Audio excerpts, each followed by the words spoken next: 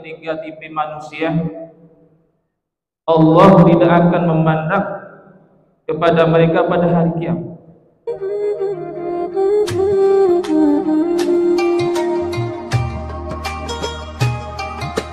Bismillahirrahmanirrahim. Assalamualaikum warahmatullahi wabarakatuh.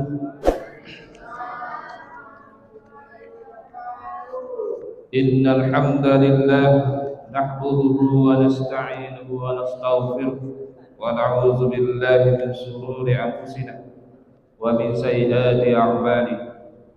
May yahdihillahu fala mudilla lahu wa may yudlil fala hadiya lahu. Ashhadu an la ilaha illallah wahdahu la syarika lahu wa ashhadu anna Muhammadan 'abduhu wa rasuluhu la nabiyya ba'dahu. Bersyukur pada Allah Subhanahu wa taala pada subuh hari ini kita dapat kembali beribadah kepada Allah Subhanahu wa taala. Dan selawat dan salam buat junjungan Adam yakni Nabi kita Muhammad sallallahu alaihi wasallam. Dengan mengucapkan Allahumma shalli ala Muhammad wa ala ali Muhammad. Kaum muslimin sidang jamaah subuh yang dirahmati Allah Subhanahu wa taala. Pada subuh hari ini kajian kita adalah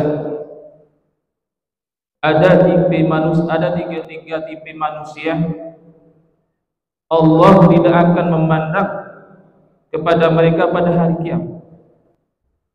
Yang pertama adalah mereka tidak mempergauli orang tuanya atau tidak berbakti kepada orang tuanya dengan baik. Yang kedua adalah orang yang gemar minuman khamar atau minuman yang memabukkan.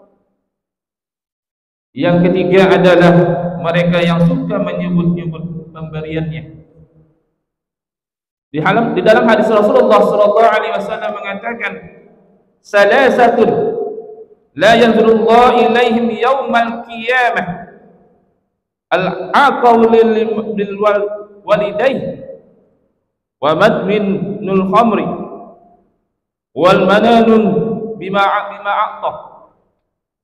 Yang artinya ada tiga tipe manusia kata Allah yang Allah tidak akan memandang kepada mereka pada hari kiamat, yaitu mereka yang tidak berbakti kepada orang tuanya, mereka yang meminum minuman khamar atau disebut minuman yang memabukkan, mereka yang suka menyebut apa yang telah Dia berikan. Bapak ibu yang dirahmati Allah Subhanahu wa taala, mari kita kupas satu persatu Bapak Ibu. Yang pertama adalah orang yang tidak berbakti kepada orang tua ini, Allah tidak akan memandang kepada mereka pada hari kiamat nanti. Padahal orang tua itu adalah yang nomor dua yang kita taati yang di dunia ini. Orang tua itu adalah tempat kita taat kepada orang tua. Karena suksesnya seseorang tersebut adalah karena orang tua. Yang pertama adalah taat kepada Allah, yang kedua kepada orang tua kita. Walaupun kita yang namanya taat kepada Allah sampai jidatnya hitam untuk sujud kepada Allah, tapi dia tidak berbakti kepada orang tuanya, maka Allah tidak akan memandang kepada mereka nanti. Padahal perintah Allah adalah berbakti kepada orang tua ada. Di dalam Al-Quran Allah Subhanahu wa ta'ala berfirman, A'udzu billahi minasyaitonir rajim. Bismillahirrahmanirrahim. Wa wasaina insan bil walidaini ihsan. Yang artinya kami perintahkan kepada manusia supaya berbuat baik kepada orang tuanya dan ibu bapaknya. Padahal orang tua adalah tempat kita untuk berbakti. Kenapa? Karena dialah akan melahirkan kita di dunia ini, Bapak. Ada satu riwayat mengatakan di zaman Rasulullah sallallahu alaihi wasallam, yaitu Alqamah. Alqamah ini waktu dia belum berkeluarga, dia selalu berbakti kepada orang tuanya. Setelah dia berkeluarga, bapak ibu, dia tidak berbakti kepada orang tuanya. Akhirnya apa? Alqamah ini jatuh sakit, Bapak Ibu. Jatuh sakit selama 3 tahun dia sakit, Bapak Ibu. Subhanallah, karena ini adalah azab Allah Subhanahu wa taala. Karena tidak berbakti kepada orang tua. Gara-gara orang tuanya minta bantu, ternyata tidak dibantunya. Setelah orang tuanya pulang dari rumah Alqamah, jatuh sedih hatinya. Keesokan harinya Alqamah ini sakit sampai bertahun-tahun sakitnya. Datanglah perintah dari utusan untuk bahwa Alqamah ini tidak bisa lagi, dia sakitnya sudah lama. Maka mengadulah kepada Rasulullah SAW. Ya Rasul, bagaimana ini? Alqamah tidak sakit.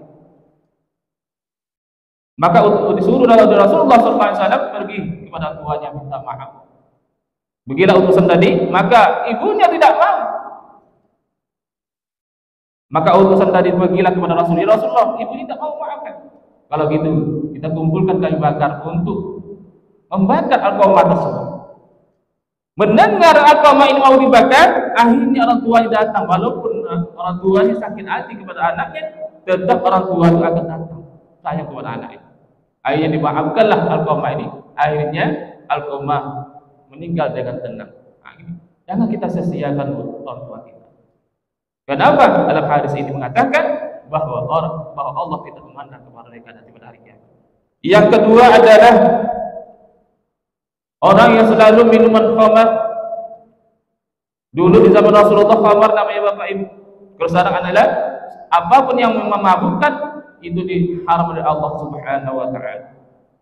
Di dalam Al-Qur'an Allah Subhanahu wa taala berfirman, "A'udzu billahi minasyaitonir rajim. Bismillahirrahmanirrahim. Ya ayyuhalladzina amanu innamal khamru wal maisir wal ansab wal azlam rijsun minal amali syaitan fajtanibuhu la'allakum tuflihun." Ya, artinya, hai orang-orang yang beriman, sesungguhnya minuman khamar itu atau minuman yang memabukkan itu, judi dan berkorban untuk berhala, mengandung nasib dengan anak panah, adalah termasuk perbuatan syaitan. Maka jauhilah perbuatan itu agar kamu mendapat keberuntungan. Banyak sekarang anak-anak kita ini melakukan perbuatan syaitan, terutama adalah anak-anak kita yang muda ini yang melem. Melem itu merusak pikiran. Inilah generasi-generasi ke depan nanti menghancurkan agama kita nantinya. Kenapa? Sudah dirusak oleh lem otaknya itu. Maka dari itu, pada orang tua kita nasihati anak kita dan didiklah anak kita untuk agama Allah Subhanahu wa taala. Supaya apa? Wah, yang ke depannya generasi Islam ini adalah generasi yang terbaik nantinya. Tapi kalau orang tuanya tidak menghiraukan anaknya, maka inilah hancurlah generasi Islam ke depan. Kenapa? Karena orang tua tidak menasihati anak-anaknya, tidak menghiraukan anaknya, akhirnya anaknya telantar. Itu adalah kewajiban orang tua nantinya akan ditanyai oleh Allah Subhanahu wa taala nanti. Kalau orang tua tidak mengabaikan anaknya, maka orang tua akan dimintai tanggung jawab oleh Allah Subhanahu wa taala. Apa kita nanti masuk surga, Bapak Ibu? Ada anak kita nanti neraka, dia mengatakan, "Ya Allah, orang tua saya tidak pernah dulu menasihati saya untuk berbaik. Dia asik beribadah saja, ya Allah. Dan asik beribadah dan sholat dan sebagainya." Akhirnya apa? Dipanggil oleh Allah. Pas kita masuk surga, dipanggil. Akhirnya apa? Anak kita masuk surga, kita masuk neraka gara-gara tidak menasihati anak kita waktu kita hidup di dunia. Maka kalau kita sebagai orang tua adalah menasihati anak kita, inilah orang-orang yang selalu ada orang yang minum khamar akan Allah tidak mandang kepada mereka nanti. Yang terakhir